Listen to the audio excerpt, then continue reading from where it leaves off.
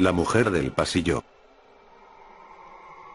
Una noche de Halloween, por hacer algo de miedo, jugamos a la ouija, cosa de la que siempre me arrepentiré. La noche era fría, en el ambiente se notaba un aroma extraño, no sé definirlo con palabras. Unos amigos y yo buscamos una vieja ouija que mi familia siempre ha tenido guardada.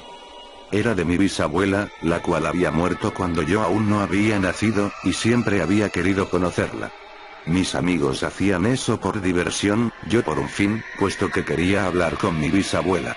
La sesión comenzó, entre risas mis amigos bromeaban, yo estaba muy serio, concentrado, pero ellos no lo notaron, hasta que cayó un rayo que iluminó toda la habitación oscura, seguido de un trueno, que estremeció hasta el último de mis huesos.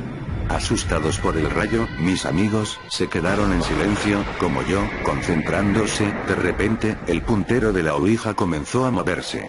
Preguntamos al unísono quién era, pero no respondió. El puntero se movía sin cesar de un lado para otro, sin formar palabras. Al final paró, y lentamente, formó las siguientes palabras. Estoy yendo a por vosotros. Era una mujer, que estaba en el pasillo y gritaba por entrar a mi habitación. El cerrojo estaba echado, no podía entrar, pero parecía que iba a tirar la puerta abajo. La mujer gritaba desesperada, la puerta iba a caer, así que empujamos la cama para trancarla. La mujer cada vez más desesperada, gritaba mi nombre. Yo tuve el impulso de abrir la puerta, pero me contuve, esos gritos eran aterradores. Me lancé a abrir la puerta, quería verla, tenía que verla, pero mis amigos me agarraron. Los gritos cesaron, una de mis amigas tuvo un ataque de nervios. Nos acercamos a consolarla, pero una voz grave y fuerte salió de ella diciendo que no nos acercáramos. Nos quedamos pálidos y aterrorizados sin saber qué hacer. La mujer del pasillo comenzó a gritar de nuevo. Mi amiga se movía de un lado a otro, diciendo que nos mataría. Intentamos abrir la puerta pero no pudimos. Los gritos volvieron a cesar, conseguimos abrir la puerta, yo salí primero, pero se cerró detrás de mí. Oí los gritos aterrorizados de mis amigos, histéricos, pidiendo socorro, dando patadas a la puerta para abrirla, y yo aterrorizado sin poder hacer nada. Escribo mi historia, 35 años después de que ocurriera, pues acabo de salir de la cárcel, culpado por el asesinato de mis amigos, los cuales encontré muertos cuando conseguí abrir la puerta de mi habitación.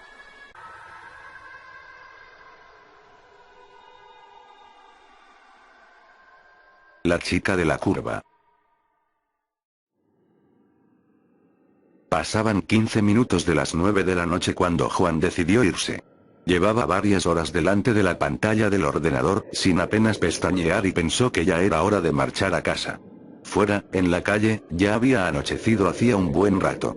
El viento soplaba con una fuerza inusitada, como antesala de una tormenta que estaba a punto de llegar. Cerró la oficina y salió del lugar camino a casa. El frío arreciaba y empezaba a lloviznar. Con paso rápido entró a su vehículo Renault que pese a los años, se encontraba en bastante buen estado. Abrió la puerta y con rapidez se introdujo en su interior.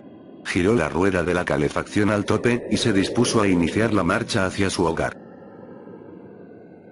La tormenta se fue volviendo cada vez más virulenta a medida que se alejaba de la oficina.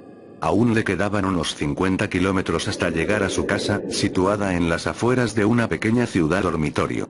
Decidió encender la radio para hacer el trayecto más apacible. Sin embargo, la grave voz del locutor de ese programa de misterio que tanto le perturbaba, inundó el oscuro interior del vehículo. No le gustaba nada regresar a casa por este camino, menos cuando hacía una noche tan desapacible como esta, ya que el camino no se encontraba en buen estado y apenas había iluminación. De hecho, se había producido en ella varios accidentes en los últimos años. Esto también había dado lugar a habladurías de la gente, que afirmaba que en una curva se aparecía una mujer joven vestida de blanco y con aspecto desaliñado. Juan no era una persona que diera mucho crédito a este tipo de historias. Sin embargo, tenía que reconocer que había algo en esa carretera que le provocaba una sensación extraña, de intranquilidad. Solo el resplandor de los faros delanteros era capaz de romper con la negrura de esa noche. De pronto, una sensación muy extraña se apoderó de él. se dio cuenta que no se escuchaba ningún ruido, salvando la radio y el sonido del motor y los neumáticos sobre la gravilla. Decidió parar en el arcén sin saber bien para qué, ni qué se encontraría. Abrió la puerta del coche y salió. Fuera llovía copiosamente, pero apenas se escuchaba algo más que el ruido del motor y el golpeteo de las gotas de lluvia en el techo del coche. Se introdujo de nuevo en el vehículo, e inició la marcha, sin haber despejado del todo ese hormigueo que tenía en el estómago. Su incertidumbre duró poco tiempo. Al mirar por el retrovisor interior del coche, se dio cuenta de que no iba solo. Una mujer totalmente empapada, con un vestido blanco y la mirada ausente, se encontraba en el asiento trasero. Su corazón empezó a latir aceleradamente. Frenó en seco y con sus manos se tapó el rostro, con la esperanza de que todo fuera fruto de su imaginación. Sin embargo, al volver a mirar por el retrovisor, la figura seguía sentada en el mismo lugar. Juan se giró y balbuceando preguntó a la mujer quién era, y qué hacía allí. Sin embargo, esta no articuló palabra. Asió la palanca de la puerta con la mano dispuesto a abandonar el coche, y de repente sintió una fuerte presión en el cuello. Notó como dos manos frías como el acero le presionaban impidiendo el paso de aire a los pulmones. Miró sorprendido por el retrovisor y la imagen que vio le provocó pánico. La mujer ya no tenía esa mirada fría y distante, sino todo lo contrario, los ojos parecían que se iban a salir de las órbitas y reflejaban un odio que nunca había visto en ninguna otra mirada. Intentó zafarse de las manos de la mujer, pero le resultó imposible. Poco a poco, a medida que el oxígeno apenas llegaba a sus pulmones, fue perdiendo la consciencia, seguro de que iba a morir, pero sin entender aún por qué. Hasta que la mujer aproximó sus labios y dijo con una voz carente de expresión: nos veremos en el infierno, donde estoy desde aquella noche que me atropellaste en la curva que acabamos de pasar. ¿Lo recuerdas? Fueron las últimas palabras que escuchó. Después reinó la oscuridad más absoluta. La escuela maldita. Quiero contaros una cosa que sucedió en mi pueblo. Esta historia es verdad, al menos eso dicen, pero a mí me puso los pelos de punta al escucharla. Todo empezó hace muchos años, en mi pueblo, que por aquel entonces solo era un pueblito más de los muchos perdidos entre las montañas de Asturias. Mi pueblo, como ya he dicho, era pequeñito, apenas tenía una pequeña plaza con iglesia, un parque, una pequeña cárcel y una escuela, con todas las casas apiñadas alrededor. Pero aún así estaba muy orgulloso de su escuela, pues era bastante grande y estaba al alcance de todas las familias, aunque los profesores escaseaban. La profesora, una joven muy guapa y que había empezado hacía apenas un mes, puso la radio para oír el parte del tiempo, pues la clase se iba el día siguiente al monte de excursión. Pero a la mitad del parte, un hombre con voz muy grave cortó la comunicación y dio una noticia de última hora. Les comunicamos que se ha escapado un peligroso asesino de la cárcel del pueblo. Por favor, les rogamos que cierren herméticamente puertas y ventanas hasta que sea detenido. Los niños se asustaron mucho y con razón. La cárcel quedaba muy cerca de la escuela. La profesora los tranquilizó y se puso a contarles historias para que se calmaran. Pero a una niña le entraron muchas ganas de ir al baño. La profesora, con la poca experiencia que tenía y después de lo que habían dicho en la radio, no sabía si dejar a la niña ir, pero esta insistía tanto que al final la dejó. Antes de marchar, acordaron una contraseña para saber que era la niña y no el temido preso. Cuando llegara, tenía que dar 3 golpes en la puerta y arañarla 2 veces.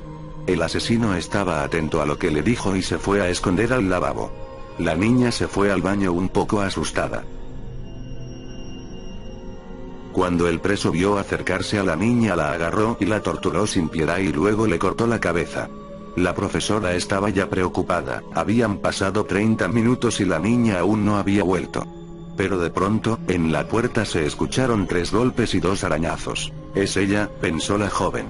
Pero al abrir la puerta, se encontró con el cuerpo sin cabeza de la pobre niña, que a la vista se notaba que fue golpeada y torturada de forma muy macabra. De un salto, el preso entró en la clase, y entre gritos de terror, dolor y sufrimiento acabó con todos los niños.